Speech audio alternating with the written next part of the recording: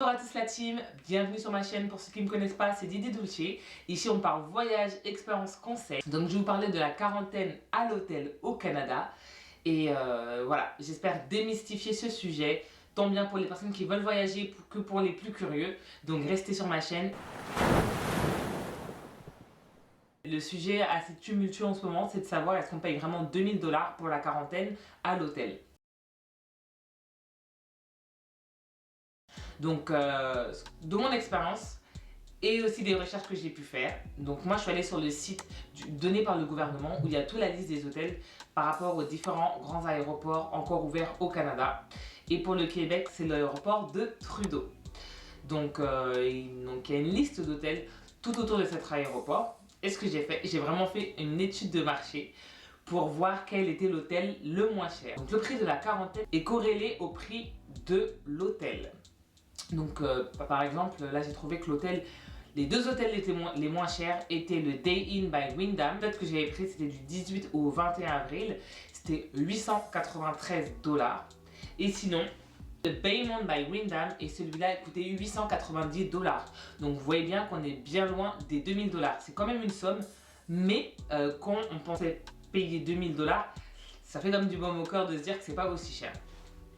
Personnellement, j'ai pris l'hôtel Hampton Inn parce que j'ai trop traîné à réserver, et du coup quand je voulais réserver, que ce soit le Day Inn ou que ce soit le Baymont, ils étaient déjà full.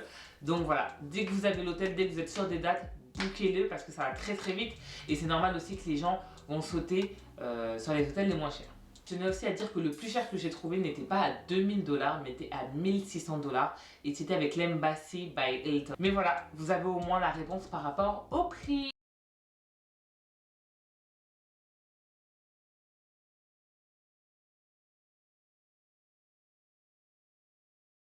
Alors, qu'est-ce qui se passe une fois qu'on arrive au Canada? Pour ceux qui ont l'habitude d'arriver au Canada, vous savez que une fois que, juste avant de récupérer les bagages, on fait la déclaration sur les grosses tablettes. Ensuite, on se fait interroger par la douane qui nous demande les raisons de notre voyage. Donc, aux questions habituelles s'ajoute la vérification du test PCR et la vérification de la réservation pour l'hôtel. Donc, pour la réservation de l'hôtel, moi je pensais qu'en fait on allait me la demander à l'aéroport en France avant d'entrer dans l'avion, mais ça n'a pas été le cas. On me l'a demandé qu'en arrivant. Donc je l'ai montré, et puis j'ai posé juste par curiosité quelle était la sanction si je n'avais pas de réservation, et le douanier m'a dit qu'on allait avoir une amende. En fait on allait recevoir une amende, il m'a dit peut-être. Donc c'est quelque chose qui m'a assez titillé. Et en vrai, franchement, je vous avouerai que je suis même pas canadienne, je suis sous un visa de travail, donc je voulais même pas me prendre la tête. Je paye et je sais que je suis tranquille. Alors qu'est-ce qui se passe juste après ça?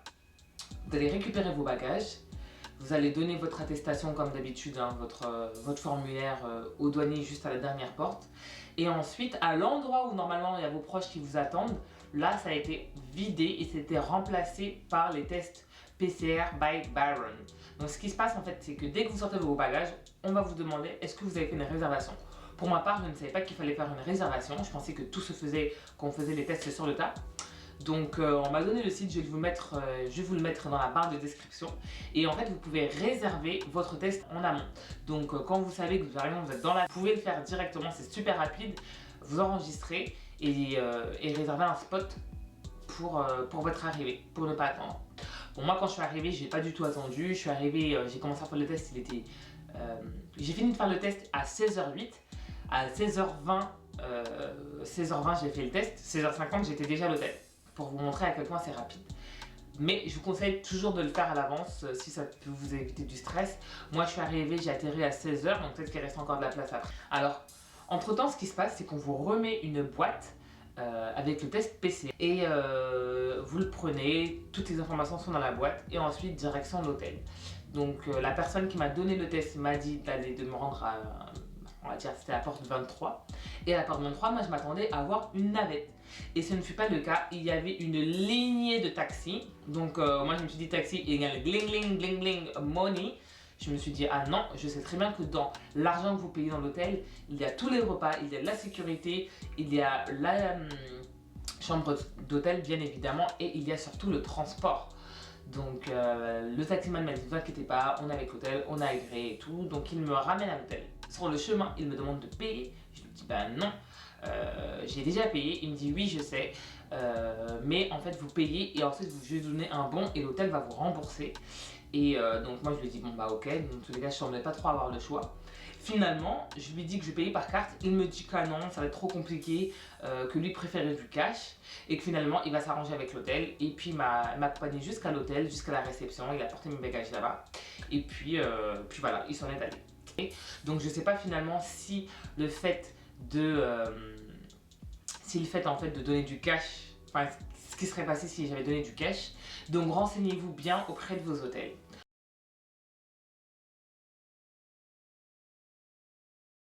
Donc une fois arrivé à l'hôtel, on fait mon checking super rapide, on me remet un document qui me montre en fait les différents menus et à quelle heure je vais être livré. Et ensuite on me ramène dans ma chambre, donc c'était trop bien, la sécurité a pris tous mes bagages, ils m'ont ramené. Et voilà, j'étais vraiment contente de voir une grande chambre spacieuse parce qu'on y passe quand même 3 jours normalement. Et voilà, tout était parfait. Donc du coup je savais plus ou moins à quelle heure on allait nous donner les repas. Les repas aussi étaient très corrects. Je vous montre les différents repas que j'ai reçus. En fait, ce qui se passe quand on vous donne les repas, on toque à votre porte pour qu'il n'y ait pas de contact. Et puis voilà. Donc vous ouvrez la porte, vous voyez votre repas, vous le prenez. Et puis voilà, si vous avez des restrictions alimentaires, vous pouvez aussi le dire à l'avance, comme ça pour ceux qui sont végétariens. Et puis voilà, moi, franchement, le Hampton Suites, c'était vraiment une très bonne expérience. Je trouvais que le personnel était super réactif, super proactif, super professionnel. Donc voilà, j'ai envie de dire, avec le prix qu'on paye, encore heureux. Mais voilà, les chambres étaient propres, tout était désinfecté. Voilà, le seul hic, c'est qu'il n'y avait pas de peignoir. Moi, ça m'a un petit peu piqué.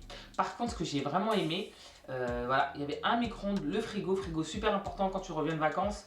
Quand tu reviens de chez toi, moi je revenais de chez moi, j'ai acheté plein de produits, voilà, j'avais du fromage, j'avais des pâtes feuilletées, des trucs comme ça, donc j'ai pu mettre ça au frigo, mon petit micro-ondes pour réchauffer mes repas. Ensuite, ce qui est bien, parce qu'on vous donne aussi, quand vous sortez de l'hôtel, un espèce de guide, et qu'on vous dit qu'on vous autorise à être livré. Si la nourriture de l'hôtel ne vous correspond pas, vous pouvez vous faire livrer via Uber Eats ou via DoorDash ou via quelconque type moyen de livraison. Et aussi, vos proches peuvent vous ramener, si vous avez par exemple oublié quelque chose, vous avez besoin de quelque chose, vos proches peuvent vous ramener vos effets personnels. Donc ils vont les déposer à la réception et quelqu'un de la sécurité va vous le rapporter dans votre chambre. Donc ça, je trouvais ça top. En fait, donc quand vous êtes à l'hôtel, vous êtes à l'hôtel le temps de recevoir votre test PCR. Donc moi, mon test PCR, je l'avais fait un dimanche dans les alentours de 16h30, voilà. Et je l'ai reçu le lendemain matin, donc le lundi matin vers 7h30. Une fois que vous avez vos résultats, donc vous avez le test, vous recevez vos tests by Baron par email qui vous confirme que vous êtes négatif, vous avez juste à appeler la réception et leur dire que vous partez. J'imagine que eux, ils ont à moins de vérifier que vous êtes vraiment négatif. Et puis c'est juste ça. Donc c'est soit voilà, il y a un Uber qui vient vous chercher, soit il y a un taxi. Moi personnellement, ça a été un proche qui est venu me récupérer. Donc voilà.